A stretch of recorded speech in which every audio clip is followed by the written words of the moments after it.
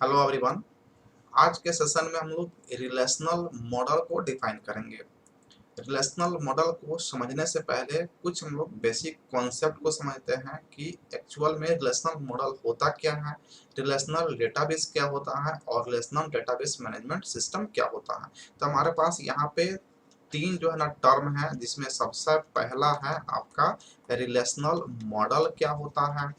उसके बाद हम लोग को यहाँ पे रिलेशनल डेटाबेस हम लोग को समझना होगा। रिलेशनल डेटाबेस क्या होता है, डेटाबेस। और थर्ड हम लोग का है relational database management, relational DBMS.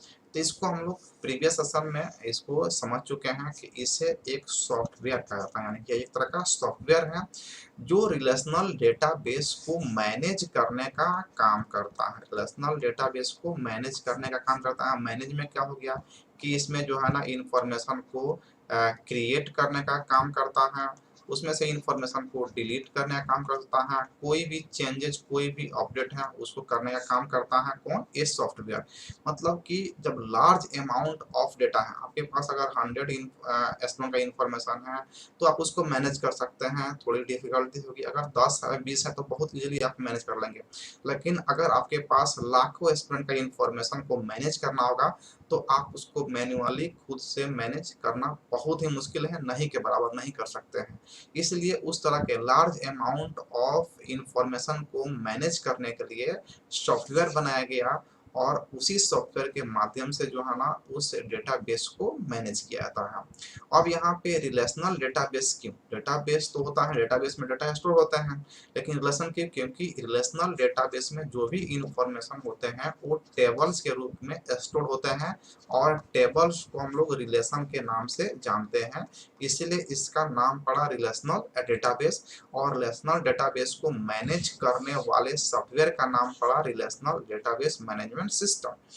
और ये जो रिलेशनल डेटाबेस है वो बेस्ड है किसके आधार पर, तो ये आधार है इसका रिलेशनल मॉडल, यानी कि based on relational model. Relational database किसके आधार पे बेस्ड है, तो ये रिलेशनल मॉडल के आधार पे बेस्ड है। अब रिलेशनल मॉडल को किसने दिया था, तो ईएफ कोड के द्वारा इसे दिया गया था। ईएफ कोड के द्वारा जो है ना 1970 में इसको, इस कॉन्सेप्ट को इंट्रोड्यूस किया गया था। तो हम लोग को यहाँ पे समझना क्या है, तो रिलेशनल मॉडल समझना। तो रिलेशनल मॉडल एक तरह का थियोरेटिकल कॉन्सेप्ट है, और उसके आधार पर डेटा को जो हम स्टोर करते हैं टेबल के रूप में, उसको हम लोग रिलेशनल डेटाबेस कहते हैं। और रिलेशनल डेटाबेस को मैनेज करने के लिए जिस सॉफ्टवेयर का यूज करते हैं उस सॉफ्टवेयर का नाम होता है रिलेशनल डेटाबेस मैनेजमेंट सिस्टम। तो हम लोग आज का जो टॉपिक है वो है रिलेशनल मॉडल क्या होता है, कैसे हम लोग इसको डिफाइन करेंगे। तो बेसिकली इसके कुछ बेसिक कॉन्सेप्ट को हम लोग समझते हैं, फिर हम लोग इसको डिफाइन करेंगे। यहाँ पे जो आप पिक्चर इसमें देख पा रहे हैं, तो ये है आपका डेटाबेस जहाँ पर डेटा को हम लोग स्टोर करके रखते हैं। और इस स्टोरिंग डेटा को मैनेज करने के लिए हम लोग जिस सॉफ्टवेयर का यूज करते हैं उसका नाम होता है डीबीएमएस। डीबीएमएस सॉफ्टवेयर का यूज करके हम लोग डेटाबेस को मैनेज करते हैं।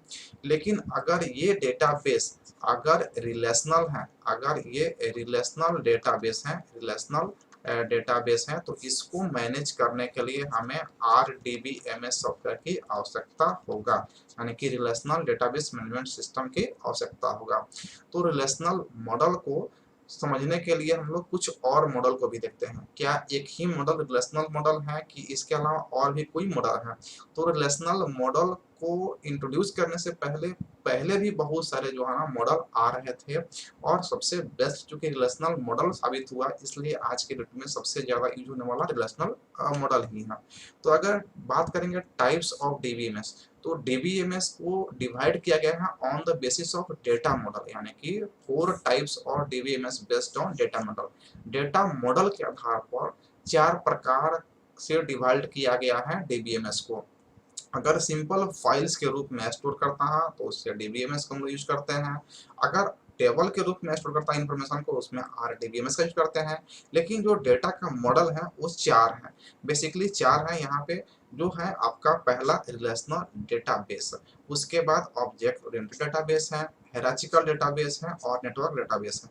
ये चारों डेटाबेस में जो सबसे लेटेस्ट है वो लेटेस्ट आपका है रिलेशनल डेटाबेस। जैसा कि आप यहाँ पे देख पा रहे हैं रिलेशनल डेटाबेस। तो रिलेशनल डेटाबेस में क्या होता है कि जो भी इंफॉर्मेशन होते हैं वो स्टोर्ड होते हैं रो और कॉलम के रूप में, जिसको हम लोग टेबल कहते हैं। जब रो और कॉलम का फॉर्मेशन होता है तो वहाँ पे टेबल बनता है, और टेबल के रूप में जब इंफॉर्मेशन को स्टोर करते हैं तो वो जो कॉन्सेप्ट होता है वो रिलेशनल डेटाबेस का कॉन्सेप्ट होता है। ऑब्जेक्ट ओरिएंटेड क्या बात करेंगे तो object oriented bottom up approach पे काम करता है और इस तरह के इंफॉर्मेशन को स्टोर करने का काम करता है इस रूप में। अगर बात करेंगे हायरार्चिकल डेटाबेस का, तो हायरार्चिकल डेटाबेस जो है ना ट्री लाइक स्ट्रक्चर में जो है ना इंफॉर्मेशन को स्टोर करता है। और नेटवर्क डेटाबेस की बात करेंगे तो नेटवर्क के आधार पे, यानी कि जितने भी डेटा मॉडल हैं वो आपको सामने में दिखाया गया है। ये आपका हो गया ऑब्जेक्ट ओरिएंटेड मॉडल, ये हो गया आपका हायरार्चिकल मॉडल, ये हो गया आपका नेटवर्क मॉडल, और ये जो फर्स्ट में आप देख पा रहे हैं जो टेबल के रूप में दिया गया है ये है रिलेशनल मॉडल। तो देखने में भी ज्यादा बेहतर कौन लग रहा है आपको? Relational model. आसान स्ट्रक्चर में दिख रहा है, बहुत ही इजीली उसको देखा जा सकता है, समझा जा सकता है और मैनेज भी किया जा सकता है। अगर इसमें किसी रो को डिलीट करना है या इंसर्ट करना है तो बहुत ही ईजी है। तो बहुत सारे इसके एडवांटेजेस हैं रिलेशनल डेटाबेस को, जिसमें कि हम लोग इजीली समझ लेते हैं। इसका स्ट्रक्चर बहुत ही आसान है, इजीली इसमें से इंफॉर्मेशन को एक्सेस कर लेते हैं, फ्लेक्सिबल है, इसमें ऑपरेट करना आसान है, हाई परफॉर्मेंस इसका है, एसक्यूएल का यूज कर लेते हैं तो, और इसमें जो है ना आपका सिक्योरिटी भी है। तो इन सभी एडवांटेज के आधार पर रिलेशनल डेटाबेस बेहतर साबित हुआ और आज के डेट में हम लोग रिलेशनल डेटाबेस को ही यूज करते हैं। और ये आधार जो बेस्ट है रिलेशनल डेटाबेस वो रिलेशनल मॉडल पे बेस्ट है। अब हम लोग अपने टॉपिक पे आते हैं, रिलेशनल मॉडल को कैसे डिफाइन करते हैं। तो रिलेशनल मॉडल हमें लगता है कि आप समझ गए होंगे कि रिलेशनल मॉडल जो होता है ना रिलेशनल डेटाबेस उसी के आधार पर बेस्ट रिलेशनल मॉडल है, और एक तरह का मॉडल है। और मॉडल यहाँ पे हम लोग कितने टाइप के देखें? 4 प्रकार के, जिसमें एक मॉडल हम लोग को जो पढ़ना है वो रिलेशनल मॉडल को पढ़ना है। तो रिलेशनल मॉडल को डिफाइन करेंगे कि ये होता है ना थ्योरेटिकल बेसिस होता है रिलेशनल डेटाबेस का, और relational model of data is based on concept of relation. क्योंकि जितने भी इसमें इंफॉर्मेशन को स्टोर करते हैं वो टेबल के रूप में स्टोर करते हैं और टेबल को रिलेशन कहता है, इसलिए रिलेशनल जो मॉडल होता है वो रिलेशन के कॉन्सेप्ट पे बेस्ड होता है।